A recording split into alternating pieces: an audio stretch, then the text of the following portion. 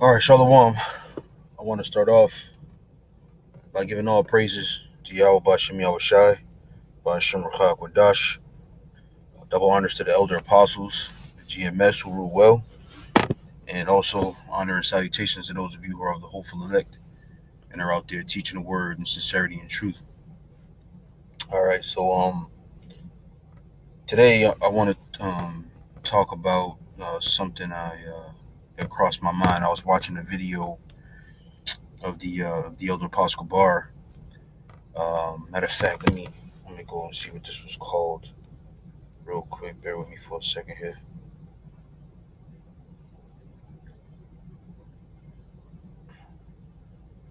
The daily edification, the cornerstone. Shalom to Yeah, the elect yeah, of the. the cornerstone of our faith. And he mentioned something.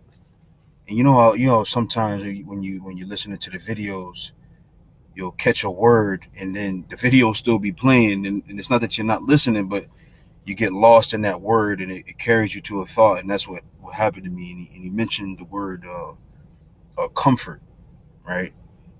And how we're comforted, and how the real healing, he said, comes from uh what did he say, the real healing comes from this word.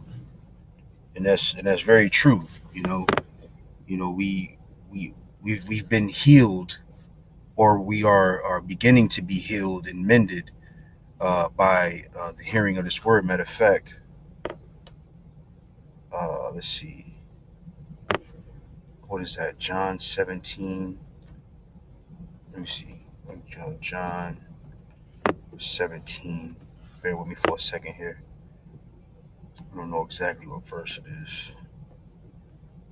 Let's see. Right, right. It's John 17 and 20. Also to 18. It says, as thou hast sent me.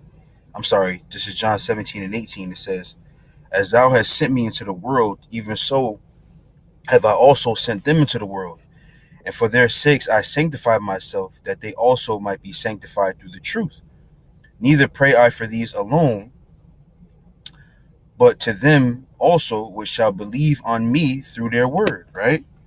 So the word, right, is how we are sanctified. You see, through the truth, and through the hearing of the word. Right. And this is how we're sanctified. This is how we're healed. This is how we're comforted. All right. So what I did was, I started thinking through it, and I said, this is what made um, the Lord Yahweh Shai so confident in his persecution, right? When matter of fact, let me just go to it. This was what was it, Matthew 27. Let me see, what verse was it? Was it 14? Matthew's 27. Bear with me for a second here. Yeah, 27 and 12. Just want to show you something real quick, right?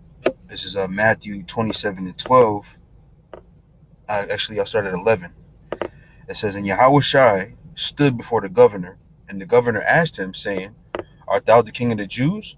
And Yahweh Shai said unto him, thou sayest. And when he was accused of the chief priests and elders, he answered nothing. Then said Pilate unto him, hearest thou not how many things they witness against thee? And he answered him to never a word, insomuch that the governor marveled greatly. Right. The reason why he was able to have this level of sureness, right? This level of of disregard for the accusations, because he knew that he would be glorified in those accusations. He knew that he would be glorified in those persecutions, and there was a level of sureness. I know I have to deal with this because I know what's going to happen, and that is comfort. That is comfort. And we have to, have that same level of comfort in this truth, man. Because like the scriptures say, I want to go here.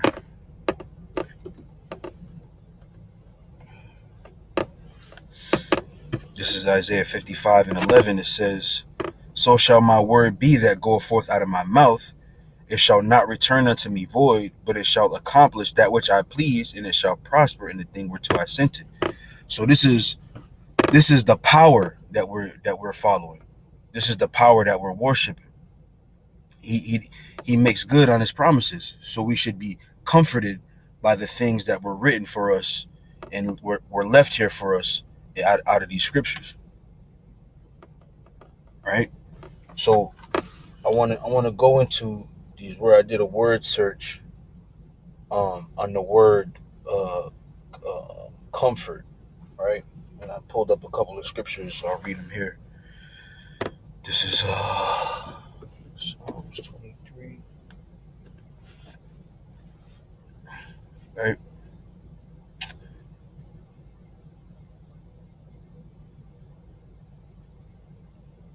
Right. So this I'll start at 2. This is Psalms 23:2.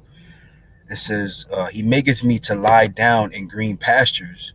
He leadeth me beside the still waters." Right. He restoreth my soul. Right. This is what the elder apostle said. He said that this word heals our souls. Right. So this is what's happening to us. We're being restored. We're being refurbished. We're being renewed. Right. So it says, "He leadeth me in the paths of righteousness for his name's sake. Yea, though I walk through the valley of the shadow of death," right? "I will fear no evil, for thou art with me. Thy rod and thy staff, they comfort me." You see? So even though we're in this hell, right, in this captivity here in America, right, there's still a level of comfortness, right? To say, "I will fear no evil, for thou art with me," that's comfort, man. That's comfort. Even though we're in this darkness, even though we're like the scriptures say, the time of Jacob's trouble, right? But matter of fact, I'll come back to this. Let me open up another one here.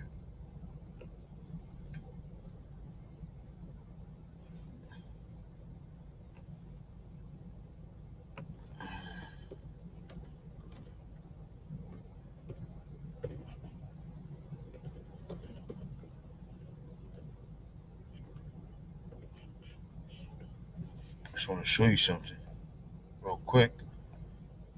Because even though we're gonna endure this. Oh, I wish you didn't have to be so exact on this thing.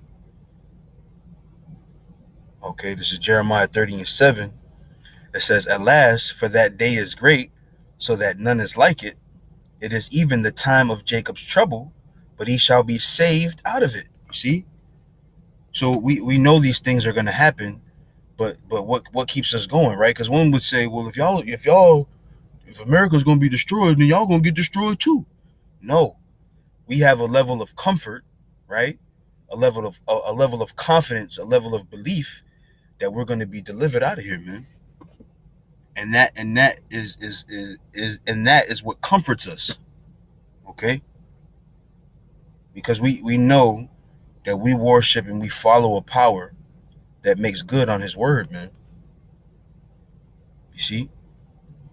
So we're comforted. This is how we can be so sure. This is how we can go out on the highways and byways and not fear death.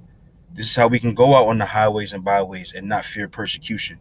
Or even if you do have some slight fear or some slight scare, you might see somebody at your job, still in that fear and in that scare, be able to push through it and still go out there and do what you need to do. That's a level of comfort that we've been able to attain through the word, man.